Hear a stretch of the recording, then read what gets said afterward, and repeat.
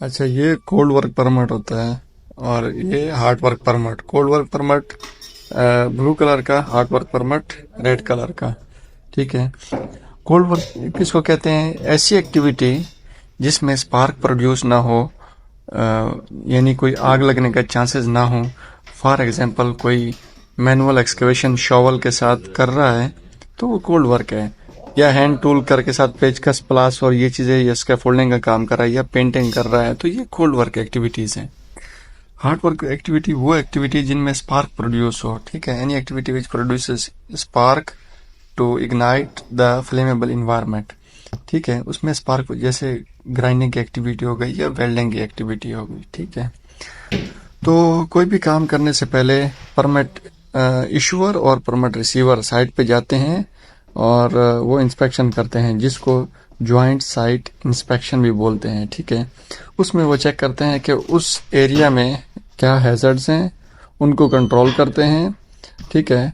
और उसके मुताबिक में परमिट रिसीवर रिक्वेस्ट करता है परमिट इशूअर से परमिट के लिए, और फिर परमिट इशूअर उसको इशू कर देता है। ठीक है। वो परमिट में परमिट रिसीवर क्या है, ये क्या एक्टिविटी होगी, उसका डिस्क्रिप्शन, यानी एक्सकवेशन होगा, मैनुअल कोई और एक्टिविटी होगा, वो सब लिखेगा। लोकेशन, यूनिट, ये सब चीज़ें इसी में आ जाती हैं। ठीक है। डेट, किस डेट से स्टार्ट होगा, टाइम कितने से कितने बजे तक। एक परमिट आमतौर पर एक शिफ्ट के लिए होता है और ये 12 घंटे मैक्सिमम चलता है। ठीक है। ये अरामको के स्टैंडर्ड के मुताबिक, और ये including portal to portal distance, ये टाइम पीरियड है।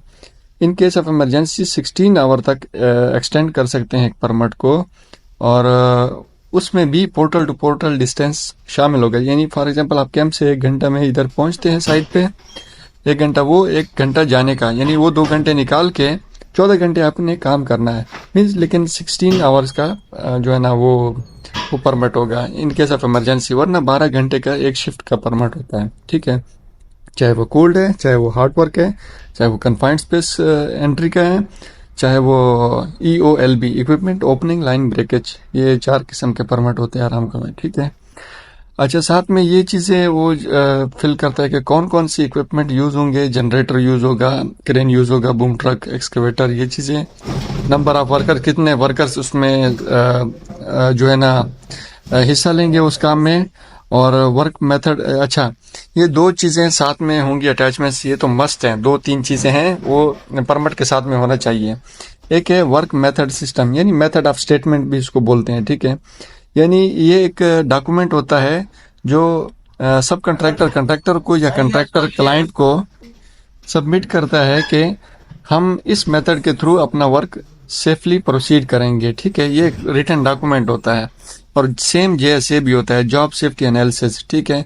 इसमें स्टेप बाय स्टेप एक्टिविटी को ब्रेक किया जाता है, फिर हर स्टेप के साथ जो हैजर्ड्स होते हैं वो आइडेंटिफाई किए जाते हैं, और फिर हर स्टेप के साथ जो हैजर्ड होते हैं उनको कंट्रोल मेजर भी दिए जाते हैं। ठीक है। Precautionary major.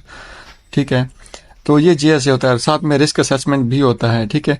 और चेकलिस्ट वगैरह उसके साथ एडिशनल ये चीज़ें होती है। ठीक है। अब परमिट ओरिजिनेटर्स नेम, यानी ये एक जो भी सुपरवाइजर होगा, साइट का इंजीनियर होगा, वो जो बोलेगा कि मुझे यहाँ पर काम करवाना है, तो वो परमिट रिसीवर को बोलेगा कि इधर मुझे काम चाहिए, तो यहाँ पर अपना वो सब अपनी डिटेल्स वगैरह लिखेगा। ठीक है। उसके बाद में हाँ, वो जो मैंने बताया था ना कि इन डॉक्यूमेंट के साथ साथ जो और अटैचमेंट चाहिए, कि फॉर एग्जांपल एक्सकेवेशन हो रही है तो pre excavation checklist, daily excavation checklist. For example confined space की एक्टिविटी हो रही है तो confined space entry log sheet, entry checklist, rescue plan, और ये चीज़ें। जो प्रेशर टेस्टिंग होगा, वही मैंने बताया, जो प्रेशर टेस्टिंग है इसको हाइड्रो टेस्टिंग बोलते हैं। या किसी भी जो है ना पाइप वगैरह को या इक्विपमेंट को चेक करने के लिए कि उसका स्ट्रेंथ कितना है, उसका वेल्डिंग ठीक हुआ है नहीं हुआ, लीकेज तो नहीं है, वो वाटर इंसर्ट करके उसमें प्रेशर अप्लाई किया जाता है। ये प्रेशर टेस्टिंग है। ये floor opening, grating removal, installation. ये अगर आप ऊंचाई पे काम कर रहे हैं, उधर एक ग्रेटिंग का प्लेटफॉर्म होता है, यानी छत टाइप का वो डालते हैं लेकिन इसमें सुराख होते हैं। ठीक है।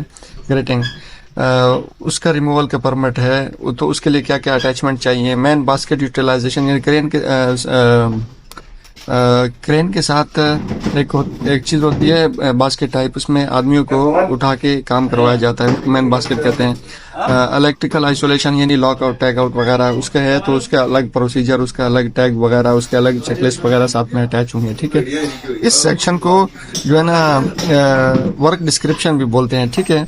उसके बाद में आ जाता है ये चेकलिस्ट के इसमें क्या क्या हैजर्ड्स हैं और क्या क्या कंट्रोल मेजर, प्रिकॉशनरी मेजर जो है ना आपने अडॉप्ट कर लिए हैं, ये दूसरा सेक्शन होता है, ठीक है।